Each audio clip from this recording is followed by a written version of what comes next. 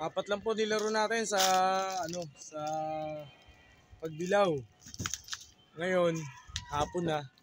Wala pang anino ni Masbate. Ang first dropper po natin si Mosaic na nag-range lang ng hindi ko maalala, 700 plus lang. 731. Ang ganda nito, nakawiri si Pogi kahit pinahirapan ako. Kaya lang butas. Ang ibon natin naman na si Major Pain, ang kapatid niya, si Pogi. Ito na siya. Nandito na sa kulungan. Ang inaasahan ko na i-score si Masbate na naka-entry ng pulling 100 sa central saka pulling 100 sa area. Wala.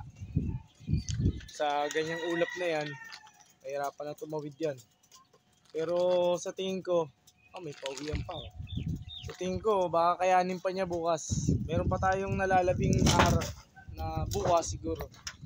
Pag gumanda panahon, pangit ng panahon na. Ito, may dala akong ayuda para sa kanila. Hindi po to bigas. Ito po ay kalapatids. Ayan. Ayan. Yan po kalapatids po yan. Pinasyalan ko lang sila para malaman ko yung actual na pauwian natin.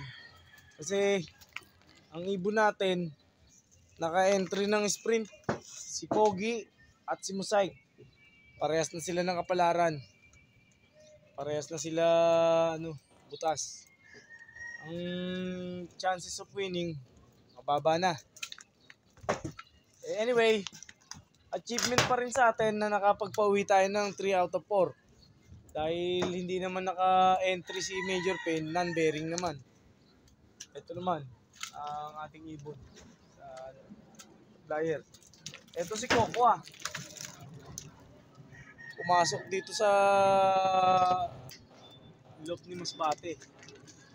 Kaya siguro dito ko na sila sasanayin sa itaas. Tapos ang ibon natin dito. Mukhang mahirapang umuwi si Masbate this time. Pero naniniwala ako na kayang tumagos ni Masbate sa ulan. Dahil nakaranas na siya sa track, may experience na siya. Unlike the other warriors natin dito na talagang napakabata.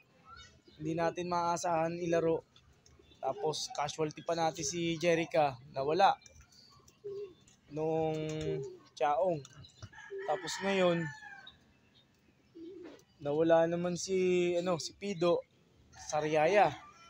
Ano ba yan? Donate na naman si Daddy Tutan. Pero as my eyes can see, meron naman tayong may kakarga sa Gumaka. Pero hindi ako magkakarga sa Martes siguro. Magpe-pre-rig na lang ako. Babayad na lang ako ng 3 ibon. Ang inaasahan kong umuwi, Nganga Boom. Nganga. Hindi ko naman sila mapipilit na bigyan ng magandang pagkakataon sila mga tosing natin. Ginawa naman natin. Ginampanan naman natin. Yan siguro. Ganyan lang. Ganyan naman talaga ang magkakarera. Ganyan talaga. Ano ba yan? Ano ba naman bubong to? Kawawang-kawa na naman. Kawawang-kawawa ang bubong ni Daddy Tutan. Na kita dito ang markings nila sa kayang mga dipo ng dito sa pwesto natin. Yung dipo ng Petrochem. Tapos yung markings ng ibon natin na bubong ng SM Rosario. Ayan. Napakadilim na po ng ulap, guys. Sa oras na to ay wala pang alas 4 pero ganyan na katindi ang ulap. Malabo siyang umuwi nito. Dahil sa ganyang kulabo ang ulap, kaaway ng mata ng ibon yan. Napakababa ng lipad ng ibon basta ganyan ang ulap. Hindi man naulan pero hindi nila kakayanin tumanaw dyan. Kung ang ibon natin lumalagos ng nag-uulap at tumutuldok, sa ngayon hindi kakayanin yan. Yung ganyang ulap na yan. Basta ang aking magiging ano lang ito.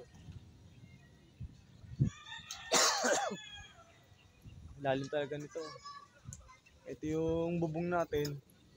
Bubong ng ating loft. Nalulungkot ako kay Masbate. Sana ano. Kasi si Katarman hindi pwede pagkatiwalaan eh. Napakalayas. Hindi pwede pagkatiwalaan si Katarman. Kung saan napunta. Nauwi sa atin pero kung saan napunta. Ito ang ulap na kalaban ng ibon natin. Ayan, maganda sana yung plano ko sa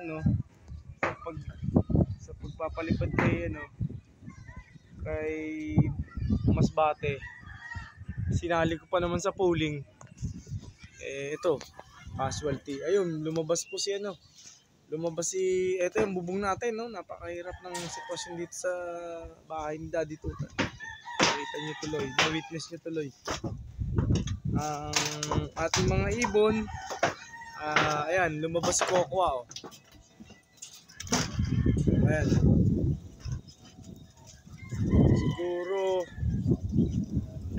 bigyan pa natin ng isang araw si Masbate para umuwi. Yan ang masabi.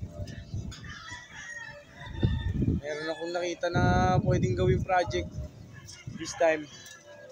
Pero let's see kung hanggang saan naabuti lang natin ang ating kakayahan magawa dito sa mahiwagang puno. At saka ito si Major Pen, guys. Napakatalinong ibon, ma-wish you. Yung nasa loob nito, nakapasok pala dito si anong pinangalan ko sa'yo? Si Marvin. Ayan. Ayan. Tapos, eto, nakapasok din si Black Diamond. Ba, na-enjoy nyo yatang pumasok dito. Eto si Boss N. At ito naman si ayan si Katarman, ayun yung silver. Tapos ito si Eugene, ang asawa niya si Ine. Si Ine. Tapos itong silver na isa sa baba, si Iraq, ang asawa ni Katarman.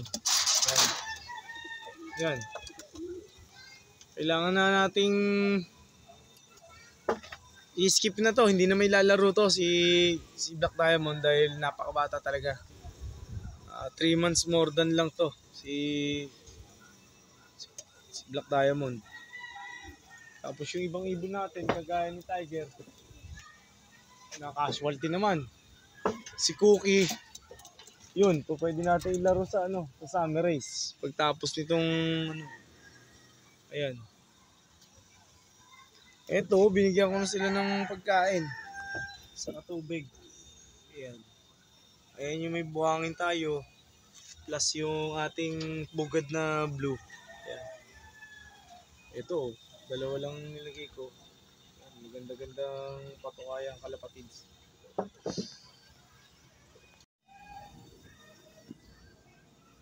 Ayan lumipat si Kokwa. Parang gusto dito umuwi. Ayan. Ayan si Kokwa. Umikot lang na umikot. Pero doon yun bababa sa kabila. Sa may sapote. Itong mga blinds na to, nilagay ko to talaga para mabasag yung hangin. Para sa kanilang sa kanilang kalusugan. Para hindi mapuruan ng masamang hangin yung mga ibon natin. Tapos talagang walang anino ni Masbate kaya yan. Talagang shoganay. Wala tayong magagawa. Bahala na. Kung sana makauwi pa si Masbate bukas. Pero tuloy pa rin ang karga natin sa kanya pagdating ng Sabado. Ayan, ang ating lagi nating tinotos sa truck. Ito, hindi tayo pinahiya ni Major Pen, ang kapatid ni Pogi. Ayan. Kaya kakarga ulit kita sa Sabado. Hintayin mo lang. Okay? Congrats na rin sa'yo. 3 out of 4 tayo dahil sa'yo. Pero mabagal ang pauwian. Hindi natin alam kung ano pa kulang. Kasi para tayong mga estudyante ngayon nag-aaral pa rin. Yan. Nag-aaway sila. Territorial kasi yung mga yan eh. Ayan guys. Ang gamit natin na herbal, malunggay leaves. Ayan, pinitas ko pa po yan sa kapitbahay. Kahit di ako nagpaalam. Pero nagpaalam naman po ako sa puno. Kaya pinagbigyan naman ako. Ayan, ito si Kyle. Dito sa baba. Sana na maggawa ng paraan na tayo ngayon. Ayan. Ayan guys, ang ating mga breeder. Ito si Kulit, ang asawa niya si Noble. Ang sa ilalim naman, ito si Kulangot, ang asawa niya si Kulanji. Ayan, sa ilalim. Ayan, umuulap po yung mga naging anak niyan sa akin. Ito, dito naman tayo sa baba. Sa mga ibon natin. At ayun na si Pogi, nasubukan ko na siya ng bawang. Yung second dropper natin. Ang first dropper natin, ito, si Mosaic. At ang last dropper natin, si Major Pain. Pero sa tingin ko, kaya pa ni Masbate. Bukas, bibigyan natin siya ng allowance na ng oras pa. Tapos ito si Kokwa ngayon, tinitingnan yung nanay niya. Si Kokwa. Tumakas yan doon sa trapdoor natin sa taas. At ngayon, dadakmain ko. Tingnan ko kung marunong pang dumakmas dadukan. Ayun. Ayun. Papasok ko lang siya dito sa isang trapdoor natin. Ayan. Para, yun. Ayun, pumasok na siya. Bukod dito sa trapping natin na to, may trapdoor tayo dito. May trapdoor pa tayo doon sa ibabaw. Tapos yung trapping natin sa gilid, yun. Minsan na doon sila nababa, pero mas madalas dito sa gitna. Yan, sa may bandang muson. Ito, ang ibon natin na si Pop Girl, mayroon siyang 2 itlog. Ito si Popcorn, ang asawa niya. Si Kitira naman, ang asawa niya si Adrian. Shoutout sa iyo, pare Adrian Inario ng Muson. Ayan. Ito pare, andito yung ibon mo. May asawa na. Itong ibon naman natin sa Totoy Guapo, hindi ko pa alam kung ilan ang itlog nito. Pero hayaan ko lang muna sila. Ang asawa niya si Hayden. Ang ibon ni Boss Idol, Glenn Malinay ng Hayden Malinay Love. Yan guys, ang ibon natin talaga namang pinagtutuunan na natin ng ang panahon para sila mapangalagaan natin. At syempre, makita natin kung ano pang potensyal at kaya nang ibigay sa atin. Wish ko lang na sana makauwi pa si Masbate na napipisil pa naman sana natin na ilaro ngayong mismong derby. Nakaprerig na po ang CFL at parang may deadline yata na Tuesday or even Saturday siguro. Bahala na tayo. Pero nandiyan naman si Boss Fernan ng at si nga pala, si shoutout ko. Si RJ na supplier natin ng yelo. Saka tropang yelo diyan sa may bumbero diyan sa Costa Verde. Shoutout sa inyo mga kalapatids. At ingat kayo sa biyahe nyo at yan ang negosyo na talagang mabisa. Yung pagtitinda ng yelo. Kahit na hindi mo maubos yan, pilit yan maubos kahit hindi mo maibenta. Lalo kung maaraw. Thank you guys. Keep supporting our channel, ang Tutanlok. Salamat po sa mumunti nating panahon para sila makita at may update sa inyo kung anong kaganapan sa ating karera. At syempre, ang ating mga warrior, 3 out of 4. Sakit. Pero okay pa rin dahil nandito yung ating CFL warrior na si Mosaik at meron naman tayong natitira pa sila 3 sa pangalan ni Mosaik, Pogi at ang kapatid niya na si Major Pain. Okay. Thank you guys. Grachi. Arigato.